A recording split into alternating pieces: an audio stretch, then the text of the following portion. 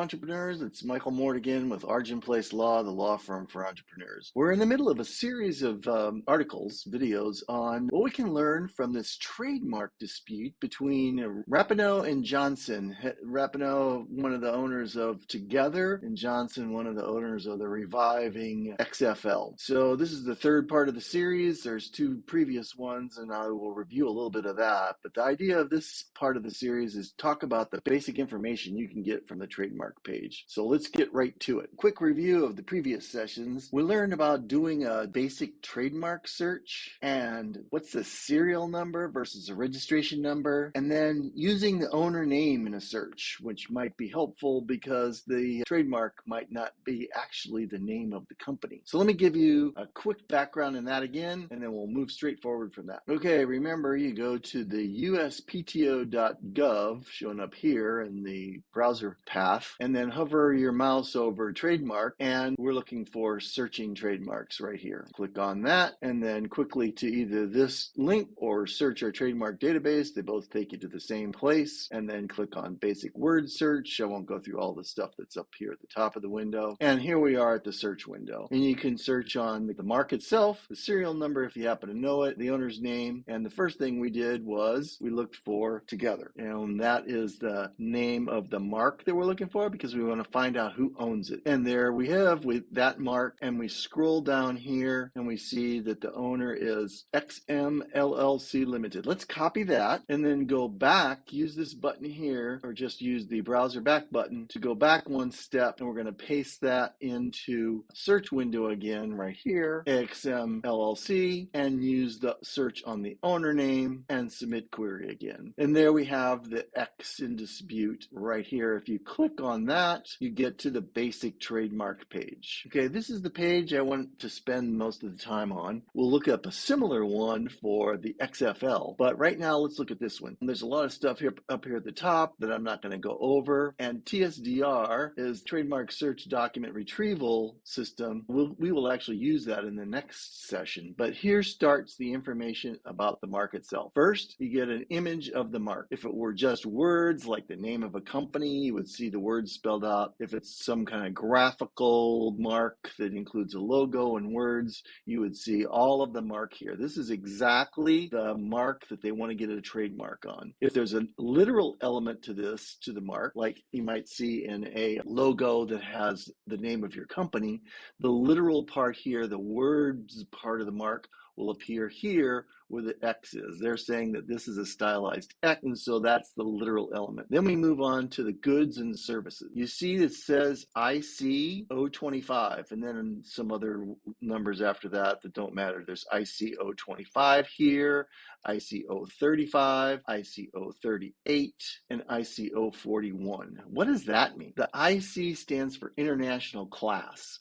All goods and services are broken up in the United States into 45 different international classes. Honestly, to some extent, it's a bit arbitrary. And this is important when you're applying for a trademark because you pay an extra fee for each class, each different class that your services fall into. To big companies like this, well-funded, they don't care. They'll pay the extra fees, but they want to make sure that all of their goods and services are covered by the trademark. This is goods and services, IC class, International Class 025. It's apparel. And then what kind of apparel? So you'll often see this apparel, and then there'll be a description of the different kinds of apparel. Shirts, t-shirts, tops, blouses, athletic tops.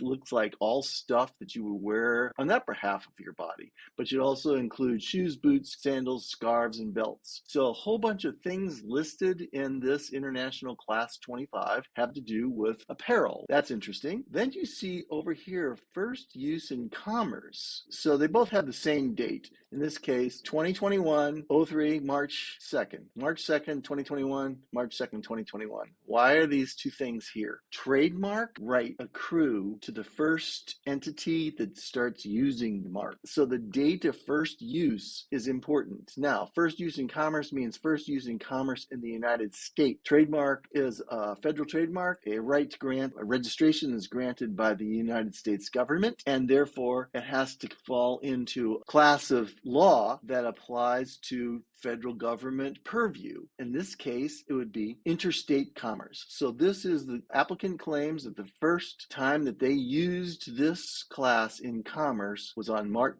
2nd, 2021. First use here means first use anywhere. So this would be if the first use were outside the United States. In this case, there was no use, apparently no use outside the United States before March 2nd, 2021. So it's the same date. Okay, moving on down, you see that there's International Class 35, promoting goods and services. And then International Class 38 is the electronic transmission of digital media content. So this would be TV, radio, any kind of international electronic transmission of streaming media. Again, all these uses say March 2nd, 2021. Lastly, we have International Class 041. See, this is entertainment services, TV shows featuring celebrities, musicians, providing a website featuring information about celebrities. All of these things that are listed are separated by that semicolon there. Actually, we'll see in the next video after this one a problem with a misuse of a semicolon. Again, the first use is March 2nd, 2021. Moving on down, we see that the mark has a drawing code. So you can imagine very complicated logos, and there's a drawing code for each kind of logo that helps the trademark office do searches. Honestly, it's very detailed and complicated in many cases, but in this case, it's very simple. The drawing code is words, letters, and their numbers in a stylized form. That helps the trademark office. I wouldn't recommend you trying to do a search on drawing codes. All right, next comes the serial number, which was supplied when the application was first filed, and then the filing date, September 16th, 2021. That is the 9th month. That is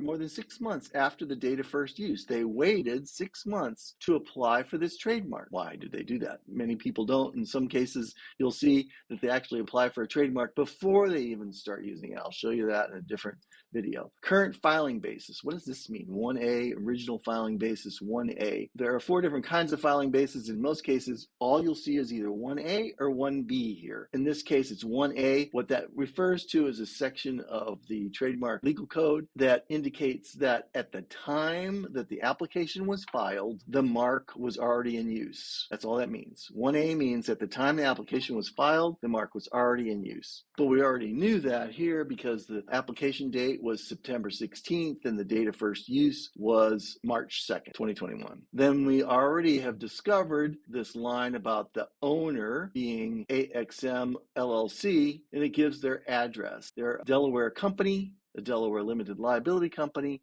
but their headquarters Santa Monica, California. Then the attorney of record, this is the attorney that was responsible for filing the application, Gina Durham. You'll actually see her name, other applications. Then a description in the mark is important because it tells what part of this mark they're claiming is unique. In this case, they don't say very much. The mark consists of a stylized letter X, and you'll see that this is not sufficient. The trademark office, in a future video, I'll show you how the trademark office views this as an insufficient description of the mark. The register is a principal register. That's very esoteric concept. There are actually 2 registers, a principal register. This is an esoteric concept. The principal register and the other register that it could be on is called the supplemental register. And then the live dead indicator means that this is a live, active application or trademark. It hasn't been abandoned or rejected by the government. Okay, that covers pretty much everything I wanted to say about the basic trademark page for the mark that looks like this, that's owned by this company, which is the actual legal name that is called Together, owned partially by Megan Rapinoe. Let's move over to the mark that's owned by the XFL and Dwayne Johnson. I did a similar search on the XFL and who owns this mark, owner of marks being XFL. And there is the X that we looked at. Let's click on that and see its basic trademark page. There'll be some some differences. There we have it. This is their X, which I think looks somewhat distinguishing, but it's not up to me. All right, so notice they have international class 09, 14, 16, 25, 28, 35, 38, 41, 42. Some of these are the same, and then there's a long list in each one of these, a very long list, but there's no statement about first use in commerce at any one of these. Scroll on down and you see the difference here. Current filing basis and original filing basis means it says 1B. The previous mark owned by